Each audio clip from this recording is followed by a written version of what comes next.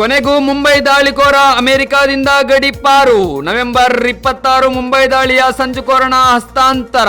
ಗುರುವಾರ ಬೆಳಗ್ಗೆ ಭಾರತಕ್ಕೆ ತಲುಪಲಿರುವ ತಹವ್ವೂರ್ ರಾಣಾ.